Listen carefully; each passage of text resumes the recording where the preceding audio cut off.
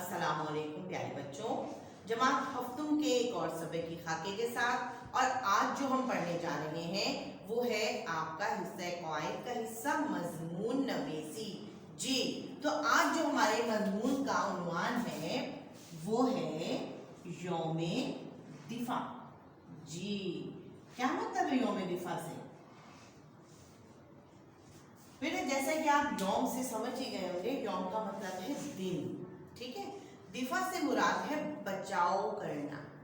ٹھیک۔ تو ہم یہاں پر جو یوم دفاع پہ مضمون لکھنے جا رہے ہیں وہ دراصل ایک ایسا یوم ہے جو پاکستانی عوام اور فوج مل کے بناتے ہیں اور یہ 6 ستمبر کے واقعے کی یاد میں منایا جاتا ہے۔ تو آئیے چل کے دیکھتے ہیں کہ وہ واقعہ کیا تھا اور ہم یوم دفاع کیسے مناتے ہیں۔ جیسا کہ بیٹا آپ کو پتہ ہے کہ قیام پاکستان سے پہلے جنوبی ایشیا میں مسلمان ہندوستان کے خطے میں ایک ساتھ رہا کرتے تھے۔ پھر جب سن 1947 میں قیام پاکستان مکمل ہوا تو مسلمانوں کا بہت زیادہ حصہ آبادی کا پاکستان میں آ گیا اور ہندوؤں کا حصہ بہت سارا آبادی کا ہندوستان میں رہ گیا، یعنی 14 اگست سن 1947 کو ہمارا پیارا وطن پاکستان کا وجود دنیا کے نقشے پر ابھرا۔ اب قیام پاکستان تو ہو گیا لیکن ہندو اس بات سے نالا تھے، ہندو سامراج یہ چاہتی تھی کہ مسلمانوں کو ان کا حق خود ارادیت نہ ملے بلکہ وہ ہمیشہ ہندوستان میں ان کی محکوم قوم بن کے رہیں اور وہ ان پر حکومت کرتے رہے، راج کرتے رہے، لیکن ان کا یہ خواب پورا نہیں ہوا اور مسلمانوں نے بے تحاشا قربانیاں دی، انت تک جدوجہد کی اور قائد اعظم محمد علی جناح کی رہنمائی میں سربراہی میں اپنا ایک پیارا وطن پاکستان حاصل کیا۔ اب قیام پاکستان سے ہی ہندو اور ہندوستان مسلمانوں کا اور پاکستان کا ازلی دشمن تھا، ٹھیک ہے بیٹا۔ سن 1947 میں ہی اس نے کیا کیا، کشمیر پر، کشمیر ایک ایسی ریاست تھی کہ جس کا بھی فیصلہ نہیں ہو پا رہا تھا کہ وہ ہندوستان میں شامل ہوگا یا پاکستان میں شامل ہوگا، تو ہندوستان نے کیا کیا، کشمیر میں فوجی کارروائی کی اور اس فوجی کارروائی کے ذریعے اس نے بہت سارے کشمیر کے حصے پر قبضہ جما لیا۔ اب جب یہ یہاں پر قبضہ جما لیا ہندوؤں نے، ہندوستانی فوج نے، تو پاکستانی عوام، پاکستانی فوج اور کشمیری فوج، کشمیری عوام، انہوں دونوں نے مل کر ایک آپریشن جبرالٹ کے نام سے ایک آپریشن کیا جس میں انہوں نے کیا کرنا تھا، ان مقبوضہ علاقوں کو کشمیر کے ہندوستان کے قبضے سے چھڑانا تھا، مگر بس بدقسمتی سے یہ فوجی آپریشن ناکام ہو گیا اور چونکہ یہ آپریشن یا جو بھی انتہائی قدم اٹھایا گیا تھا وہ ہندوستان کے خلاف تھا، لہٰذا ہندوستان کو یہ بات پسند نہ آئی اور انہوں نے اس کا بدلہ لینے کے لیے 6 ستمبر سن 1965 کو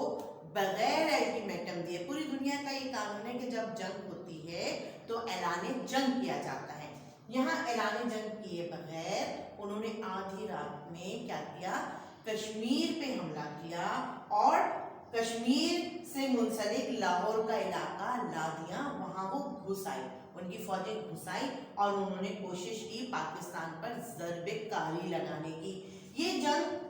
6 ستمبر سن 1965 تا 23 ستمبر سن 1965 تک چلی، یعنی چند روز یہ جنگ جاری رہی، لیکن یہ جنگ کیا تھی کہ رات کی سیاہی میں دشمن پاکستانیوں پر حملہ آور ہوتا ہے اور پاکستانی اپنا دفاع کرتے ہیں، ٹھیک ہے، بچاؤ کرتے ہیں۔ تو یوم دفاع ہم 6 ستمبر کو کہتے ہیں، اسی لیے کہتے ہیں کہ دشمن نے ہم پر رات کی تاریکی میں حملہ کیا اور بزدلوں کی طرح حملہ کیا، لیکن ہماری فوج کے جوانوں نے اور ہماری عوام نے ان کا بڑی بہادری سے مقابلہ کیا۔ لاہور کے مقام لادیاں کے ضلع سے وہ اندر داخل ہوئے اور چونڈا کی طرف انہوں نے پیش قدمی کی اور حملے کیے۔ آپ کو پتہ ہے یہ جو جنگ ہو رہی تھی 6 ستمبر کی، یہ کہتے ہیں کہ دنیا کی سب سے بڑی ٹینک وار تھی۔ جی 600 فوجی ٹینک لے کے ہندوستان نے پاکستان پر حملہ کیا تھا۔ लेकिन पाकिस्तान के अवाम और फौज जबकि वो ईद का ज़माना था और फौज के बहुत सारे सिपाही छुट्टियों पर अपने गांव गए हुए थे, लेकिन उनकी छुट्टियां मंसूख कर दी गई और जो जिन इलाकों में ये दुश्मन घुसा था वहाँ ज़्यादातर देहात थे, गांव थे। वहाँ की आवाम ने बहुत ज़्यादा